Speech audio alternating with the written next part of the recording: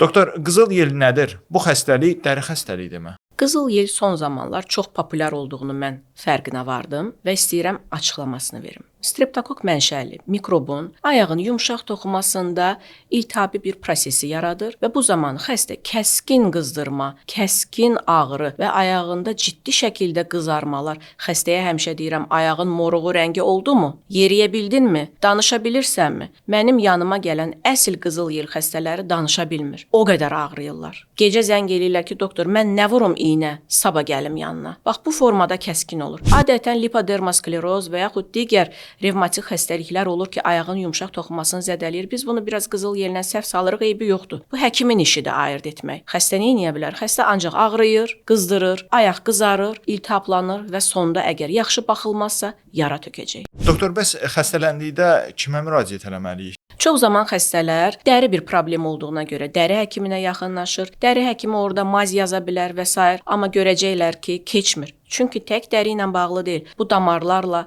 limfa ilə, immun sistemi ilə birbaşa əlaqəsi olan xəstəlikdir. Ona görə işinin mütəxəssisi olan adama, terapevtə yaxınlaşmağı mən daha çox münasib görürəm.